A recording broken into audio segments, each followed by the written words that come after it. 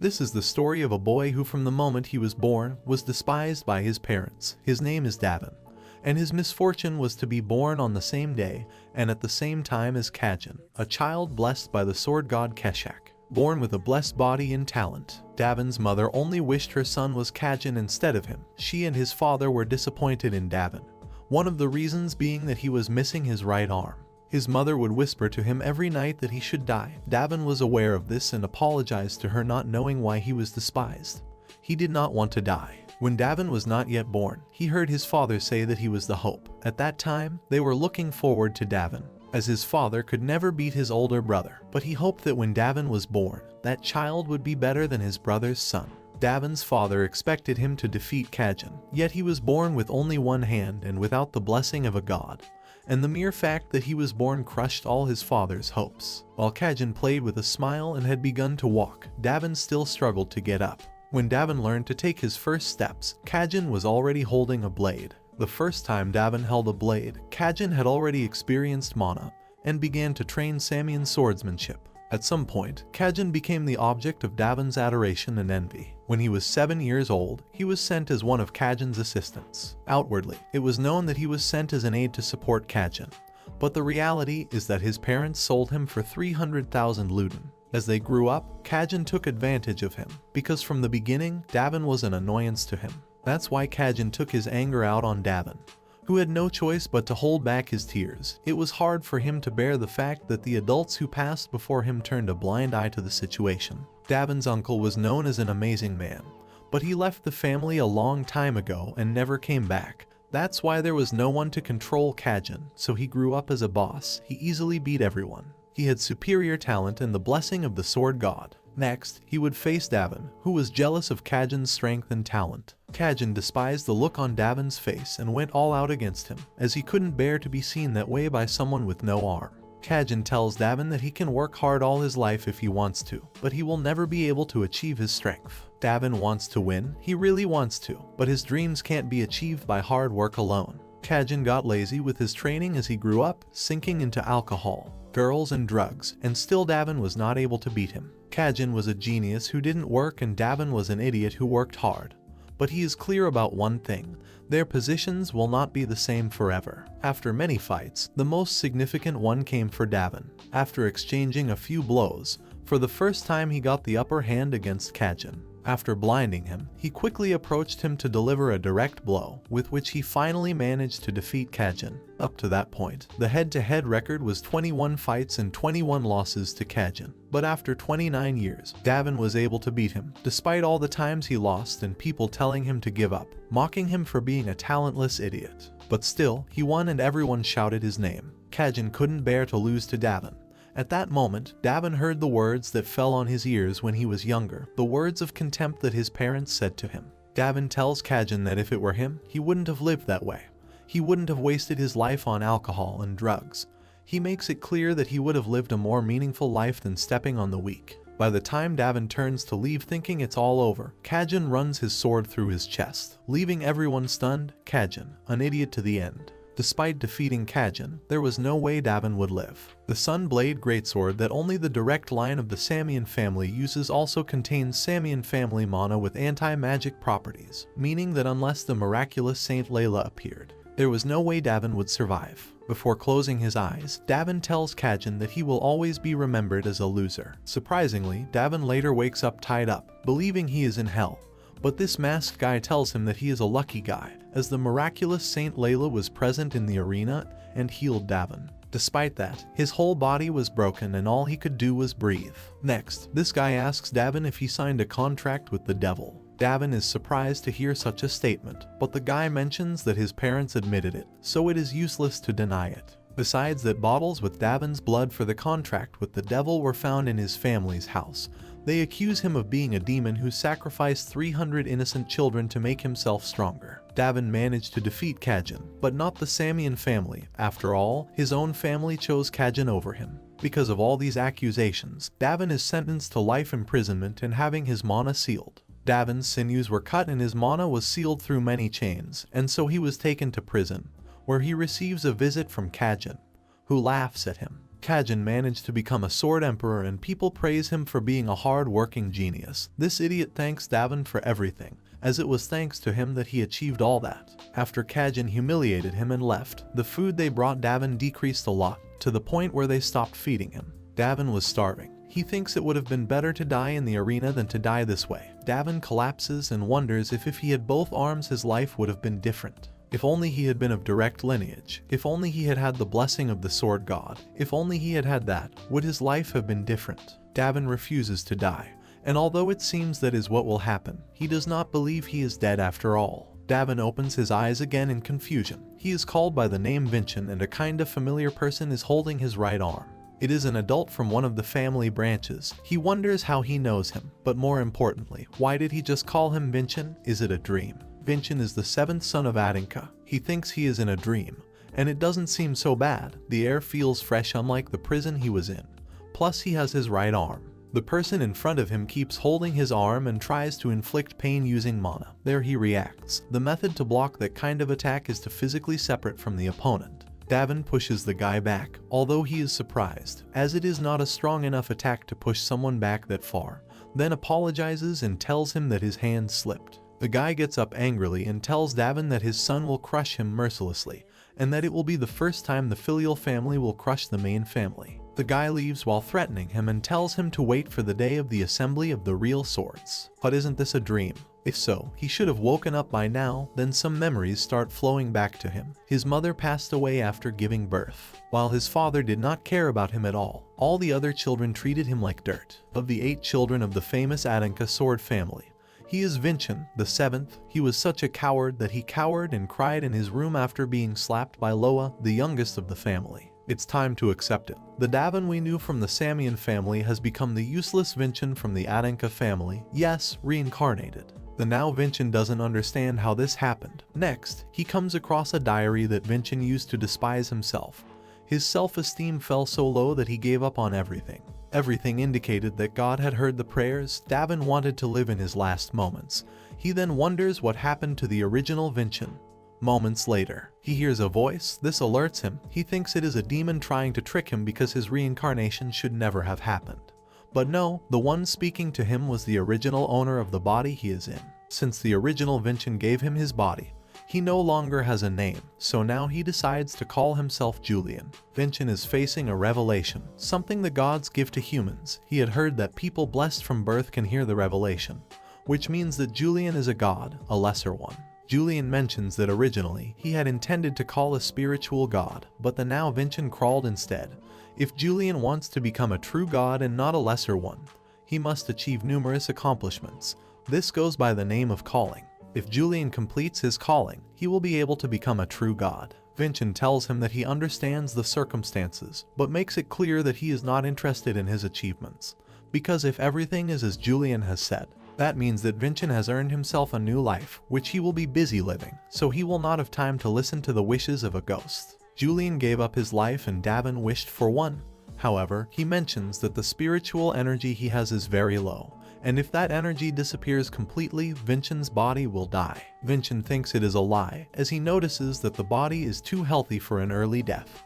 But soon after he collapses to the ground. From that moment on, Julian will show him the real memories, the ones where Vincent was treated like dirt. However, he notices something in the expression he had, which is why he comes to the conclusion that while Vincent was playing the coward, he was preparing to take revenge. Thoughts not at all suitable for a 13-year-old boy. Vincent wakes up and Julian asks him if he will listen to him now. Next, Julian asks Vincent if he knows the archdemon Davin and the hero King Kajin, which surprises Vincent greatly. This is something that happened 500 years ago. A one-armed swordsman, Davin, escaped from Samian prison and using a contract with a demon, devoured thousands of lives to become stronger. He is said to have killed over 10,000 people, so he is recorded in history as a great demon, but 500 years ago. Does that mean he traveled 500 years into the future? Things don't seem to make sense, but besides having the names Davin and Kajin, they are both from the bloodline of the Samian family. However, Vincent is sure that in his past life he died in that prison. The Samian family abandoned the one-armed man and chose the storm sword, while the one-armed swordsman died alone.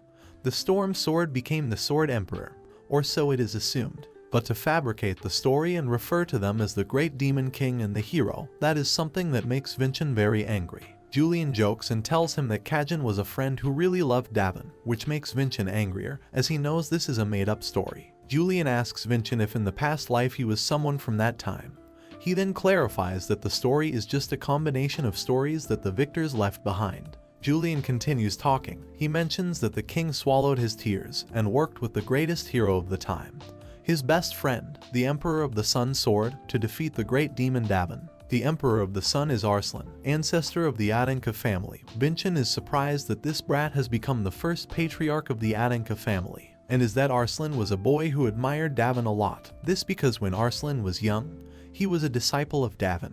Arslan even visited him a few times while he was in prison. He was upset about what had been done to Davin and told him that he would make sure he got his honor back. But after he said that, he did not visit him again. Julian mentions that Arslan is the first patriarch of the Adanka family and left them the mission of their lives. It is something to do with Julian's achievement, overcoming the Samian family and facing the truth. Vincent thinks Arslan definitely told him that he would find out the truth. He was someone who knew how they had wronged Davin. Vincent is not sure, but Arslan Falker left the Falker family and created the Adanka family to face the truth. Adanka is a new family that was created to restore Davin's honor. Vincent supposes that it is destiny to be born into Arslan's family. Vincent asks Julian if by fulfilling his calling, he will become a true god, and the answer is yes. And if that happens, Davin will be able to become the true owner of Vincent's body, and if Julian becomes a god, he will be able to bestow a blessing on Vincent. It's a deal that benefits them both. Vincent thanks Arslan, takes a sword and says he will inherit the mission he left behind. He will surpass the Samian family, the family that betrayed him. Julian jokes with Vincent and calls him old, because if he is someone from 500 years ago then he is an old man, isn't he? After walking for a while, they arrive at a training match. Vincent wonders what kind of martial arts the people of that time will use. He is interested to know how much martial arts have improved over 500 years. He also wonders how strong the descendants of Kajin have become. However, his body feels heavy to the point where he faints. The body he has now is not very good. It is in such a bad state that if he does not use mana to control it, he will not be able to live a normal life. After meditating for a while, he senses a flow of mana and calls out to Julian, then complains to him why he didn't learn to wield the sword when he used to have that body. Julian replies that he had a disability that did not allow him to learn it. However, Vincent tells him that he has the heavenly exoskeleton, so he should have learned to use the sword. Julian doesn't even know about Exohat. Vincent mentions that with the heavenly exoskeleton, he is able to store mana in any part of his body, more exactly, in his bones. Julian still doesn't understand. Vincent tries to explain it to him in a more understandable way. A martial artist needs to use mana to possess strength beyond a normal human. The mana that causes miracles is stored in the heart of a human, but having the heavenly exoskeleton means that mana can be stored in the bones, above the heart. That means that the one who possesses it will be able to use mana infinitely. Julian still doesn't understand the importance of what Vincent is talking about, and that is that Kajin, whom everyone calls the Hero King, also possessed the heavenly exoskeleton. It's ironic, isn't it? Davin was reincarnated in a body with the physiognomy of Kajin, whom he envied all his life, but the world 500 years later is a stranger place than he had anticipated. In a flashback, Julian tells him that he cannot link the imagery to the heart. Vincent does not know what he means by imagery. This is imagery storage for mana. Seeing that he did not store mana in his heart, Vincent wonders about the method of meditation.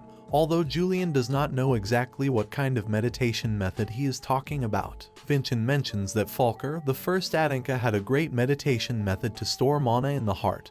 In Julian's time, they store the mana in the imagery and call each one a star. The number of stars used represents the strength of the martial artist. Long ago they eliminated the method of storing mana in the physical body. There are not even records of them. Yes, nowadays they use SD cards to store mana. In conclusion, this means that an adult of the family creates at least one imagery. Linking an imagery for the first time and feeling the mana are the requirements of a star. Imagery was created to avoid the risks of storing mana in the heart in the past. More than half of the martial artists died storing mana in their hearts because they exploded. However, Vincent starts storing mana in his heart, this because he is a strong heart. He has to risk everything if he wants to be recognized as a proper martial artist. One-armed Davin learned this method and grew up that way. Julian interrupts Vincent because he notices that mana is flowing everywhere, then mentions the circuit formula. There is a formula for using mana efficiently, though in Davin's time they did it by mere touch. Though not all of them succeeded, more than half died. Julian asks him to take it easy and use his body properly, as if it were precious, and indeed it is, which is why Vincent asks Julian why he did that to his own body. That body was born with heavenly exoskeleton, and with a strong heart and magic power circuit. Julian would certainly have succeeded if he had grown up with proper training in the Samian family. The heavenly exoskeleton is a bone structure that allows him to store mana, but it also needs mana to be stored, and his heavenly exoskeleton has been starving for mana for over 13 years. At that rate, Vincent Adinka's body will die without having reached adulthood. Later, Vincent meditates. He knows it will prevent the body's condition from getting worse, but there is a limit. He may only have about 10 years left. And that is more than enough time for Storm Sword to become Emperor of the Sword and for Davin with one arm to be forgotten by the world. It is the time Davin spent starving while imprisoned as he longed for life. Those 10 years were no doubt terrifying and absurdly long. Next, someone knocks on the door and then enters. It is Vincent's servant. His name is Wilson, the same one that Julian said he would slit his throat 3 years later. Don't think too hard, that boy had some very twisted thoughts. Vincent asks Wilson to bring him some clean clothes. Wilson is surprised, as he notices that Vincent seems to be stronger than usual, then asks him what he has been doing to make the room such a mess. Wilson thinks Vincent has been learning dark magic or something, so he wants to alert the Grand Chamberlain and inform the Patriarch. Vincent slowly approaches and threateningly tells Wilson to do his job. As that is what he is supposed to do. He is supposed to be the servant, but he doesn't want to do things he doesn't feel like doing. But Vincent makes it clear that he is a servant. Since it looks like he won't do anything, Vincent decides to go to the big chamberlain that Wilson talked about to ask for clean clothes, as well as telling him that he had to go himself because his servant, Wilson, doesn't want to work. This makes Wilson suddenly want to do his job, and he'll do the cleaning too. As cowardly and sensitive as Vincent is, a servant cannot be so insolent and arrogant. They must have put him in that position on purpose. Julian thinks the same. They probably want Vincent to solve the issue of a defiant and rude servant to show how the 7th young lord of Adinka should be. Julian mentions that Wilson used to be a gang member and that he also killed a lot of people. Vincent does not believe this to be true, as a person who has killed many has a certain energy, and he does not feel anything at all coming from Wilson, as he has 2 innocent eyes. Moreover, he feels that he is also a coward. Julian asks him how he is sure of what he said. Vincent is sure of all this because he has lived such a life. Julian is frightened, as he believes he summoned something more terrifying than a spirit king. Because let's remember that Julian doesn't know that the identity of who is in Vincent's body is Davin himself. Wilson finished doing the laundry and cleaning Vincent's room. Wilson notices that Vincent is more submissive. Vincent asks him for a 1-meter wooden sword, weighing about 500 grams, and it must be made of black smelling wood. There are supposed to be tons like this in the family warehouse. Wilson refuses. If this is the case, Vincent would have to go on his own, of course, and tell the warehouse keeper that he is there in person because Wilson refused to follow orders, which is a problem. Wilson did not know this, but warehouse keepers are exceptional martial artists and very loyal to the direct descendants of the family. Wilson asks him why he is acting like that again, and when he tries to touch him, Vincent responds by knocking him down, as he has bad memories of being attacked from behind. Despite having done that, Vincent's body was writhing in pain. Wilson gets up. It looks like he had something to say, but he finally agrees to follow Vincent's orders, although he clearly didn't want to at first. Wilson is upset and doesn't want to lose to Vincent ever again. Wilson brings the sword to Vincent in a bad way. Vincent comments that he knows well a person who has no right arm and who has led a hard life until he met a terrible end. This makes Wilson's attitude change again, and he hands over the weapon properly, even though it is embarrassing for him. Vincent needs proper training, so he begins to undertake it. He knows that the heavenly exoskeleton he has is extremely weak, but he did not expect to be so tired after wielding the wooden sword a few times. However, it is a good feeling. Everything indicated that this body was born to be a martial artist. Moments later, a guy appears and cuts the test dummy in half. His name is Revan Adinka, and Vincent is definitely not someone he likes. Julian explains that Revan Adinka is a very collateral descendant. He is also one of the candidates who is predicted to win the True Swords Assembly. The guy from before was this guy's father. Julian warns him to be careful, as he is a rising star, the most skilled among the 13-year-olds in the Adinka family. As for Revan, he figured that if he won in the True Sword Assembly, he would have to fight Vincent. which is why he came to find him. The True Sword Assembly is a competition that brings together numerous sons of martial families that are related to the Adanka family to fight with true swords. Although there is no age restriction, people usually participate in this event from the age of 14. The winner of the True Sword Assembly has the opportunity to fight against a direct descendant of the Adanka family who is the same age. That direct descendant who will fight against the winner of the competition will be Vincent, who in theory is considered the weakest of the direct descendants. Revan thinks Vincent is afraid, but on the contrary, in fact, he tells him that even provocations should have a certain level of dignity and class. He is annoyed that Revan went there to mock him. The Davin without an arm was respected both in the training camp and in the combat arena.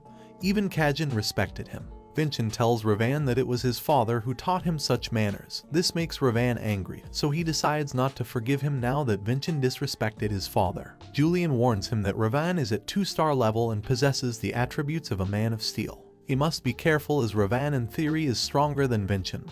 This he knows. If they fight now he will lose, but he can't stand that feeling of inferiority that Revan was raised with as a collateral descendant. Revan is using mana even though he knows Vincent can't do it. This boy's father doesn't act like an adult, and his son doesn't know the etiquette of being a martial artist. Vincent has to set him straight. He tells him that in his time, someone like Revan would have taken a beating from the elders of a family. They both pointed their swords at each other. Revan knows that Vincent has no mana. However, the atmosphere he was in implied that Vincent could cut him down anytime he wanted to. Vincent stops things there and warns Revan that in the assembly of the true swords, things won't end with just wooden swords. That makes Revan burst out in anger and try to attack him. Revan is about to attack him and Vincent doesn't even seem to have any intention of dodging. This because he knows Revan can't hurt him, and so it is, a guy arrives to stop Revan. If he had hurt Vincent, it would have been a problem. Revan tells Vincent that they will meet at the assembly of the true swords. Julian asks Vincent why he provoked Revan earlier. He replies that all he did was teach a disrespectful child a lesson. Vincent is trying to learn all about that era through Julian. He was looking at some portraits. Julian tells him that now that they are done with the image theory, the blessings and traits follow. The traits are artificially made from the analyzed power of the blessings. A man-made blessing. Vincent asks Julian if he is able to make blessings, as this is disrespectful to the gods. Julian replies that no one has died yet from divine punishment. Vincent mentions that Revan also has a trait, Man of Steel. Julian explains that the Dwarf King's blessings include many things, but this trait focuses on strengthening the body. The more you grind a specific trait, the stronger paths it opens up. That's called a family tree. Man of Steel is a mid-level trait. Defense and destructive power is the speciality of this trait. If this were the case, the martial teachings would lean to one side. But Julian mentions that this makes them strong quickly. And it is just as Julian says, since the dummy cut by Revan earlier is an achievement incomparable to someone from Davin's time. To compete with people like that, Vincent needs to get used to those skills. Vincent continues training. The people there notice that he is using only his left hand, so they think that Vincent won't be able to use imagery that way. Plus he starts panting after a few hits. However, this guy, Vice Leader Merlin, tells them not to speak so rashly about Vincent. Although Merlin wants to defend Vincent, looking at him, it is normal that people feel free to call him the shame of Adanka, as he is a guy who wields the sword aimlessly, without any mana or trait, destined to be despised by people. Since everyone was whispering as they watched Vincent, Julian proposes to go train in a forest, but Vincent is used to being looked down upon in the first place, remembering that no one expected Davin to single-handedly beat Khajiit. But he did, and exchanged the booze for praise. Next, Merlin gives Vincent an advanced recovery potion, which will make training easier. Merlin introduces himself to him. Vincent is surprised that he isn't laughing, although to be honest, he did at first. But Merlin noticed that Vincent's eyes seem to be desperately searching for something. Vincent tells Merlin that he will remember his name. Hours pass and Vincent continues to train, both physically and theoretically, balancing on his right leg, turning his hip, feeling the mana in his heart. He has begun to see it, remembered the way to defeat Khajiit. A path of swords made and stacked with dots and lines to manifest skills. Next, he hits the practice dummy and manages to cut it in two. It worked. His sword strike is complete. Later, Wilson is annoyed that Vincent's training only gives him more work to do. He then serves Vincent breakfast. Vincent immediately realizes that Wilson blatantly stole some of the food. He didn't even wipe his mouth. Vincent can let it go this time, but is clear with him he doesn't want him to cross the line. Next, Wilson starts to threaten him by telling him that he used to be a gangster who killed a lot of people. Evidently this doesn't provoke fear in Vincent, who through telepathy tells Wilson that controlling through fear is easy but useless. That's why he doesn't push him with power.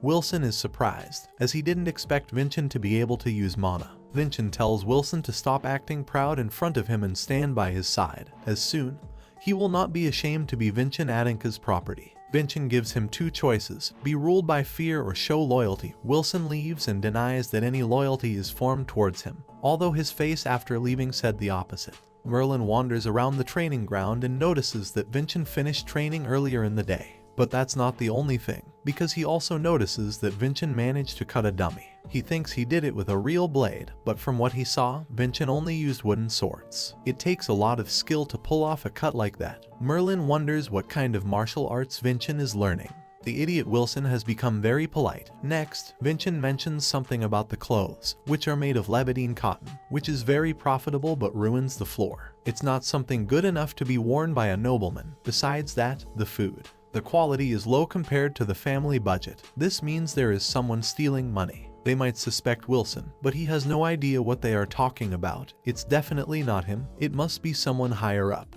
Revan is training, while remembering how intimidating Vincent looked with a mere wooden sword. But he doesn't seem afraid at all. In fact, it makes him angry. His father goes to see him, tells him that there is not much time for the assembly of the true swords, makes it clear that if they want to escape from that life of poverty and the pain of the branch families, Revan must defeat Vincent. Revan must become the only member of the branch family to overthrow the main family. Revan's father seems to be getting more and more irritable as the assembly approaches. He is becoming more and more obsessed. Revan wants to defeat Vincent, because that way, both his father and his family can go back to the way they were before. We return to Julian, who has found out information about the people who participate in the True Swords competition. Not just personal information, but the techniques they use and their habits, which is incredibly frightening. But Julian takes it as a compliment. Julian's plan was to make an eye-catching debut at the True Swords assembly by borrowing the strength of the Spirit King, and also the Miracle Stone, the mana crystal given to the champion. If ingested, the body and mana are instantly strengthened. From the information he has gathered and the expression he shows, Vincent knows that Julian wants to win. It would be a disgrace as a martial artist if he loses, even if he has all those tools at his disposal. Vincent tells him that although he may not be the spiritual king he was hoping for, he will see to it that he gives him a much more valuable victory. Next, Vincent calls Wilson, as he needs him to do something for him. He needs Wilson to go see the great Chamberlain Raelsa. Just being in front of her intimidates him. Wilson tells Raelsa that Vincent had something to tell the head of the family. He asked that the head of the family observe the assembly of the True Swords directly, as Vincent said he would prove his worth as a member of the main Adinka family. Raelsa mentions that the head of the family has never observed that competition, and has no time or reason to do so. Then Wilson mentions that this is the cost of embezzling the budget, surprising Raelsa. After Wilson leaves, she thinks that Vincent could have come for himself. It would have been more effective to threaten him himself. But he sent Wilson to show authority. Has Vincent understood Raelsa's intentions? Raelsa goes to the head of the family, Patriarch Khan, to tell him that Vincent has invited her to the assembly of the True Swords. The attitude of the head of the family is rather cold, and although Vincent has said he would show his worth, he does not believe he is skilled enough to speak of the value of the lineage he carries. Raelsa asks him to please attend the event, even telling him that if Vincent cannot prove his worth, she will give her head in exchange. The chief doesn't understand why she is doing all this. Raelsa says it is because Vincent has taken advantage of a weakness of hers. The chief already knew about the budget embezzlement, though he acknowledges that it must be something she did on purpose for Vincent's sake, as she intended to use that money for his future. Khan says he has no reason to interfere, since strictly speaking, Raelsa is that woman's servant, not his, yet he recognizes that this kind of method is really like her. Expressing all his intentions towards him without losing a bit of dignity, is he really Sarvana's son?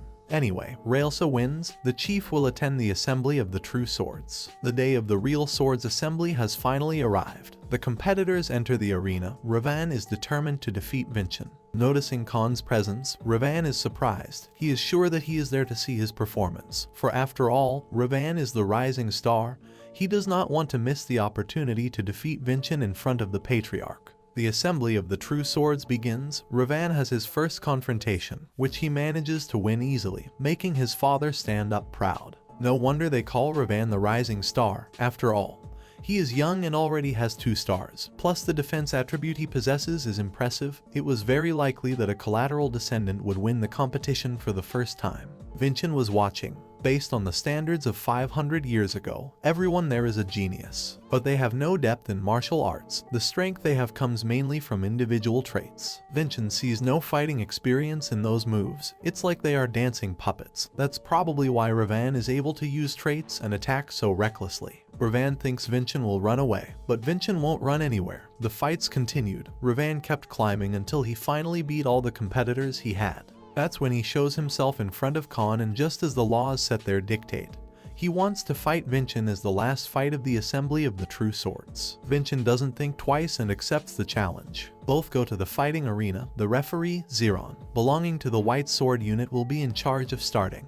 But Vincent interrupts, as he has a condition. He will use the wooden sword in his left hand to fight. Moreover, he will let Revan have 3 attacks first. Until these 3 attacks are completed, Vincent will not move a single step. Revan asks him what the hell he is doing. He thinks he is making fun of him even now. The audience thought this was absurd and that Vincent knows nothing about martial arts. Revan's father steps in to say that Vincent is only doing this to make excuses when he loses, but Khan will allow Vincent's conditions. However, he makes it clear to him that he better prove words with actions. The fight is about to start. They both prepare, and it finally begins. Revan wastes no time and attacks immediately. The first attack is likely to be a short stab. Most of the attacks are feints. The real attack would be the second stab. Vincent thinks Revan's moves are so obvious that he can see them even without Julian's information. First of all, big swords are not made for stabbing, so he deflects the attack with one hand. Revan is surprised, because for something like that to happen, Vincent has to be much stronger than him. Vincent let him have 2 attacks first. He has only 1 attack left. But Revan gets angry at the arrogance Vincent is showing and tries to attack with everything. But it doesn't work. Vincent manages to grab him by one arm and knock him down. The 3 attacks are complete. It's now or never. Vincent prepares to fulfill the promise he made to Julian and father. Now it's his turn to attack. Everyone was surprised that Revan had knelt before Vincent. His father, angry, asks him why he's having so much trouble against someone who can't use mana. Revan doesn't know what's going on, much less Julian, who hasn't seen it clearly. Vincent replies that it's a basic unarmed fight. Standing there dumbfounded because you don't have a blade is not the way of a true martial artist, meaning there are many ways to suppress an opponent without weapons. Revan mentions that he understands now. Vincent has obtained a trait, one given by a small minor god. This is no problem for Vincent. If it makes things easier for him, let him keep thinking like that. Revan prepares to attack again. Vincent manages to dodge him and prepares to counterattack by punching him in the neck. However, this does not hurt Revan, as a practiced sword will never be able to break through the defenses of a man of steel. A broken heavenly exoskeleton and an untrained body. Vincent won't be able to use great strength yet, but if Revan gains confidence, he will attack again with the same method. So Vincent, using the power of him punching downwards, hits him in the stomach, then tells referee Zeron to do his best to prevent a tragedy. Vincent only has one chance. If he uses that ability just once, his body will collapse. He must finish that fight while Revan is still in the air. Revan tries to defend himself, but Vincent can see through the attacks, the mysterious path of swords that will connect the 2 points.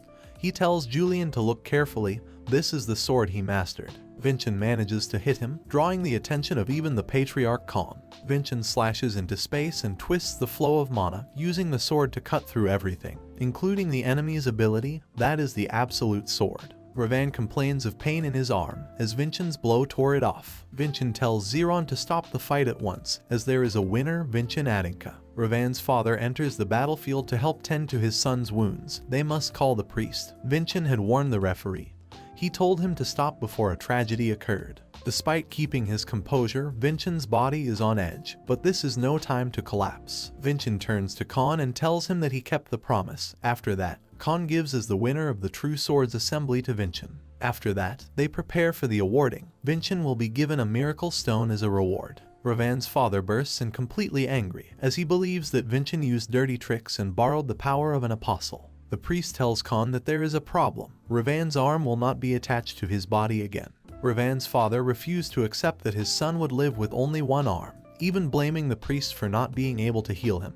But it's a type of injury they've never seen before. It is not only something they have not seen before, but it seems that Revan was cut by something that the priest's divine powers cannot handle. They must hurry, otherwise even a high priest will not be able to fix the situation. Revan's father enhances the theory that Vincent used dirty tricks. Vincent asks Khan if he can respond to the accusations, who gives him permission. Vincent mentions that the assembly of the true swords was held in the presence of the patriarch Khan. Therefore, all proceedings are considered to be approved with the authority of the patriarch, and the patriarch has authorized Vincent as the final winner. Therefore, the words of Revan's father, Charles, directly negate the authority of the patriarch. Vincent orders Zeron, belonging to the White Sword unit, to arrest Charles because he mocked the patriarch's authority in public. Zeron arrests Charles, then the patriarch intervenes to tell Charles that he is indebted to Vincent, for if he had not been there, Charles would have had to face the family sanctions. Khan will let the situation pass, but asks him not to open his mouth again. Julian seems to look happy, as it is a valuable experience to be praised by the patriarch. But back to Revan. At this rate, the right arm will be lost forever. Then Julian whispers something to Vincent, making it clear that it would definitely be a chance in his favor. Vincent asks the priest if he can't fix the arm with the miracle stone. After all, it was Vincent who cut off Revan's right arm. It would be nice if he could put an end to it. Patriarch Khan agrees. Revan approaches Charles and frees him using a sword. However, in helping him, it will be an eye for an eye and a tooth for a tooth. For Revan's right arm will need someone else's right arm. Vincent thinks about Charles being a loser, as he refuses to say anything despite the situation. Is a right arm that important to him? I guess it is. Charles agrees to sacrifice his right arm. Apparently, even though he was acting like an idiot, he loved his son. As Charles was about to cut off his arm, Zeron intervenes on Vincent's orders to stop Charles from removing his arm. Vincent tells Charles that he hopes that next time he will use all that courage for a better cause. That said, it is resolved. Khan gives the miracle stone to Vincent, who immediately gives it to the priest, who begins to use it in the hope of recovering Revan's arm, miraculously. Seconds later, Revan gets his arm back. The healing of Revan was Julian's idea, although it's a pity, because that stone could have been used to quench the thirst of the heavenly exoskeleton. While this was going on, Wilson was listening to everything behind the door, thinking how great Vincent was. Then he remembers what he had told him earlier, and finally decides to be loyal to Vincent. Wilson now decides to give complete loyalty to Vincent.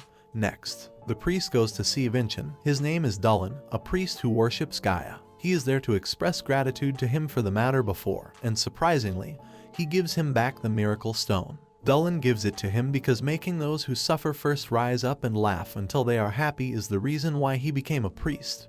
Moreover, seeing how Vincent acted, he compared the value of the miracle stone to a human life. And as Vincent willingly gave up the miracle stone, it made Dulin reflect. Vincent tells him that he did nothing. Dulin simply realized it himself. However, accepting back the stone would be the proper way to respect Dulin. In addition to the miracle stone, Dulin gives Vincent a card in case he ever needs the temple's help. Dulin has become a second-class priest, although that is not yet public knowledge. Julian is surprised, since being a second-class priest means having unlimited treatment, free use of the staff, plus the card from before is the same as telling them treat me like a second-class priest. Although Vincent doesn't even know what second class means. Dulin says goodbye. Julian is happy because now they have something much better than Wilson. Julian is a little weak to praise, and speaking of praise, father usually eats alone. But there was a time when he invited one of the Adanka family members to dine with him after the assembly of the true swords. That person was the second daughter, Dea.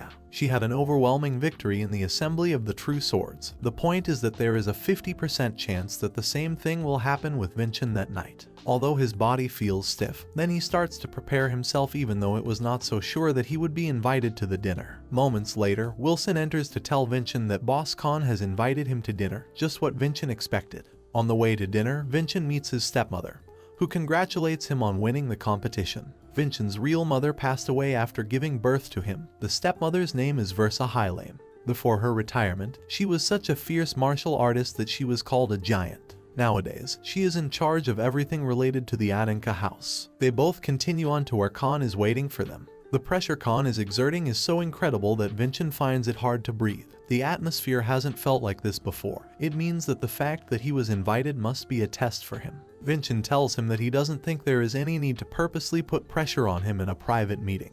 This because Khan was supposed to be expecting him as a father, not as the head of the family. Khan acknowledges that Vincent was right to notice. He has called him for 2 reasons. The first is to congratulate him on today's victory, and the second is to see how valid Charles' concerns were. Next, Versa looks rather intimidatingly at Vincent. This to inspect him, Khan asks her if there is a chance that Vincent is an apostle, but she replies that he doesn't seem to be. Vincent feels a horrible sensation. It must be Versa's speciality. She possesses eyes that can see through the truth. Khan asks Versa what kind of martial art Vincent uses, since he has not yet been able to link an image to the heart. How could he cut off Revange's arm, who is a 2-star martial artist? Versa answers that Vincent's ability is similar to the sword of the hero king. Yes, to Kajin Samian. He wielded his sword in strange ways and was said to devour any evil ability. It was also said that his sword was able to subdue the demon Davin. Again, a fabricated story leaves Davin as the loser when he was not. Versa approaches Vincent and asks him to speak. How did he learn that swordplay that resembles Kajin's? Vincent thought it was Khan who called him, but that conversation is being handled by Versa. He is being questioned about the origins of his martial arts. Julian desperately asks Vincent not to answer Versa's question, as she is able to tell truth from lies with her eyes. If Vincent says sloppy excuses, she will definitely get suspicious. But then what should he do? Tell her that he is not her son, but actually someone from 500 years ago. Julian says he will take care of it, although the truth is that he is afraid of being caught acting useless. But Vincent calms him down and tells him that it is just one step to overcome his fears. Vincent will take the first step for him. He tells Versa that he has received a revelation. This alerts Versa, as he received a revelation without any blessing. In most situations, you cannot receive revelations without blessings unless they are bad. Julian had not told Vincent this. Seeing that he was acting suspiciously, Versa threatens to take him to the trial of the Holy Court. Julian asks Vincent to say the same as him. He says that if he finds him suspicious, then he can check with the temple. However, if he is evil, couldn't a priest who has a rank 3 miracle stone recognize him? That miracle stone had been given to Dulin by Versa. It is the one Vincent received as a gift earlier. Using his eyes, he realizes that Vincent is not lying. He then asks him if he really learned swordplay through a revelation. He replies that he learned a lot through revelations. However, swordplay he did not learn there. He mentions that he has always been able to read the mysterious movements of the sword. However, he had contemplated for a few days whether he should learn that. But he wanted to change, even though it might incur suspicion from numerous people. He thought it would be cowardly not to do anything. Julian's truth and Vincent's truth, their 2 truths can face each other in Versa's eyes. Together they say that only then can they overcome the Samian family and fulfill the long mission of the Adanka family. He wanted to show how he has become stronger to the many family members, Khan included, because he thought he would be able to make the right judgment. Khan rubs his chin. Versa quickly realizes that he does that when he is satisfied with something. Khan's decision is for Vincent to continue training martial arts. Versa tells Khan that she is sure he knows that Kajin's skill is similar to that of the Demon King Davin. If Vincent uses the Hero King's sword, the Samian family will make a fuss and say that they have stolen it.